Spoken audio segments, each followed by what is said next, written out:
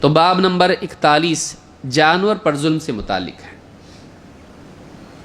آج عام طور سے سمجھا جاتا ہے کہ اسلام میں جانوں کی کوئی ویلیو نہیں ہے اور اسلام دہشت گردی کی تعلیم دیتا ہے۔ نہیں، اسلام میں نہ صرف انسان کی جان کی قدر ہے بلکہ جانوروں کی بھی قدر ہے، اور اسلام ظلم کی بجائے عدل و انصاف سکھاتا ہے، نہ صرف انسان سے بلکہ جانوروں سے بھی، نہ صرف عام انسانوں کے لیے بلکہ نبیوں کے لیے بھی۔ آئیے دیکھتے ہیں کیا حدیث ہے۔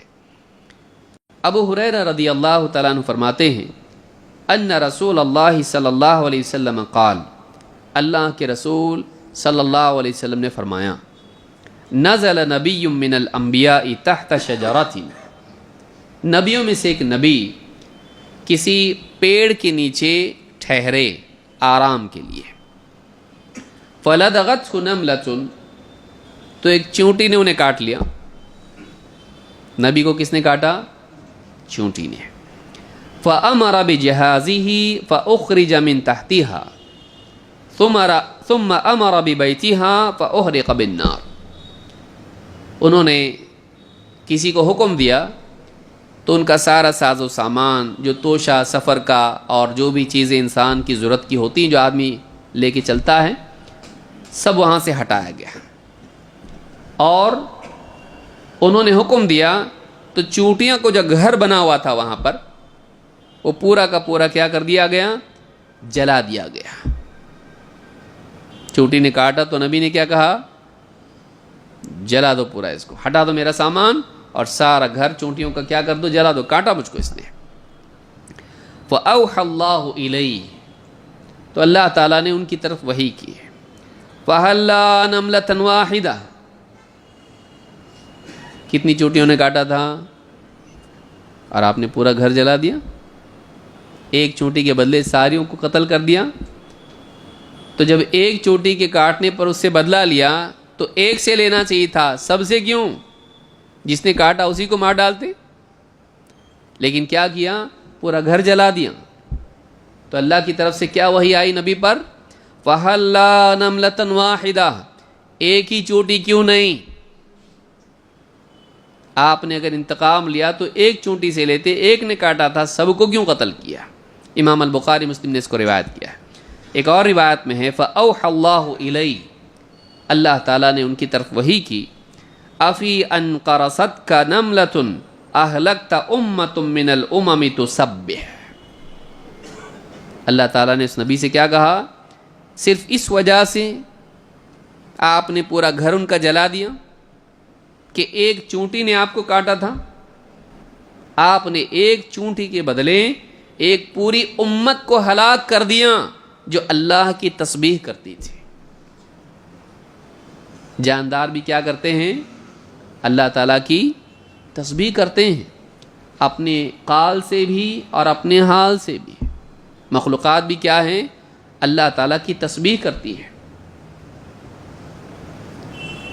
تو جتنی بھی مخلوقات ہیں نہ صرف اپنے حال سے بلکہ مقال سے بھی اللہ کی تسبیح کرتی ہیں، اور بہت ساری تو اپنے حال کے اعتبار سے کرتی ہیں، پیڑ پودے ساری چیزیں، ہر مخلوق اللہ کی تسبیح بیان کرتی ہے، اس اعتبار سے بھی کہ ان کو دیکھنے سے معلوم ہوتا ہے کہ بنانے والا تمام عیوب سے پاک ہے، اس کا وجود ہی خود اللہ کی پاکی کو بیان کرتا ہے۔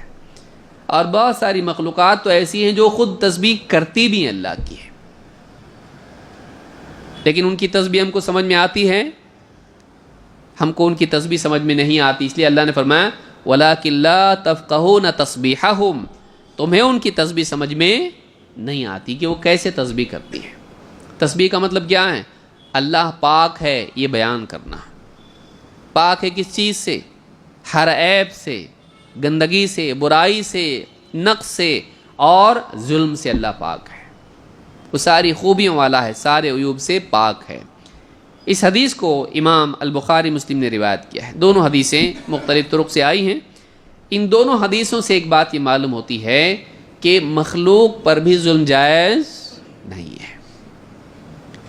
امام النووی اور بہت سے علماء نے اس میں کہا کہ پچھلی امتوں میں ممکن ہے یہ جائز رہا ہو کہ اگر ایک چونٹی نے کاٹا تو اس کو جلایا گیا، لیکن اس امت میں تو وہ بھی جائز، اس شریعت میں تو وہ بھی جائز نہیں ہے کہ ایک ہی چونٹی صحیح اس کو جلا نہیں سکتے. کیوں؟ اس لیے کہ آگ کا عذاب دینا کسی کے لیے جائز نہیں ہے. لا يعذب بالنار الا رب النار. اللہ کے نبی صلی اللہ علیہ وسلم فرماتے ہیں، ابن عباس کی روایت ہے، سنن ترمذی اور دوسری کتابوں میں بھی ہے، کہ آگ کا عذاب دینا آگ کے رب کے سوا کسی کے لیے جائز نہیں. آگ کا رب کون ہے؟ اللہ. وہی جہنم میں عذاب دے گا. تو آگ کا عذاب دینا اللہ کے سوا کسی کے لیے جائز نہیں. تو کہا کہ یہ کیا ہے؟ یہ اس امت میں تو صاف بتا دیا گیا ہے، نہیں، آگ سے جلا نہیں سکتے. تو کسی کو آگ سے جلا کے عذاب دینا صحیح ہے؟ نہیں ہے، نہ انسان کو نہ جانور کو. اور علماء نے کہا کہ چونٹیوں کو بھی قتل کرنا جائز نہیں ہے. ہاں اگر وہ مضرت پہنچاتی ہے، نقصان دیتی ہیں، خطرہ ہے اس سے، چاہے کوئی بھی اور مخلوق ہی کیوں نہ ہو، اگر وہ ضرر پہنچاتی ہے تب اس کو قتل کیا جا سکتا ہے. اگر وہ مضر ہو، نقصان پہنچانے والی مخلوق ہو، تو انسان اپنے آپ کو بچانے میں اس کو قتل کر سکتا ہے، ورنہ نہیں. حتی الامکان کوشش کرنا چاہیے کہ قتل نہیں کرے، الا یہ کہ وہ ضرر پہنچائے. تو نبی کو جب چونٹی نے کاٹا تو اس پر اللہ تعالیٰ نے گنجائش رکھی کہ اس کو قتل کیا جائے. لیکن اگر نہیں تو باقی جنہوں نے قتل نہیں کیا یا کاٹا نہیں ان کو، تو اس کے لیے کیا فرمایا؟ نہیں، ایک ہی چونٹی کیوں نہیں. تو یہ بھی احتیاط ایک مسلمان کو کرنا چاہیے. تو یہ حدیث ہم کو معلوم ہوئی کہ اسلام ایک ایسا دین ہے جو نہ صرف انسان بلکہ جانداروں کی، بلکہ چونٹی جیسی مخلوق کے بارے میں بھی ہم کو احکام بتاتا ہے. کیسا پیارا دین ہے کہ چونٹی کے بارے میں بھی، بلکہ چونٹی کی کیا جان رہتی، ہاں اتنی سی چونٹی، اس کی جان بھی اتنی سی، جان ہے. اور تنبیہ کس کو ہو رہی ہے؟ کسی عام انسان کو؟ ہاں اللہ کے نبی کو تنبیہ ہو رہی ہے. چونٹی کہاں اور وہ نبی کہاں؟ کیا دونوں کا مقابلہ؟ نبی کا مقام کتنا اونچا، چونٹی اس کا نام تھا کچھ، چونٹی کا، ہاں چونٹی کا کوئی نام تھا، تذکرہ ہے اس کا، کوئی تو خاص تھی وہ چونٹی، نواب تھی وہ کوئی، یا کچھ بادشاہ تھی، یا کچھ اور تھی، کچھ بھی نہیں، چونٹی.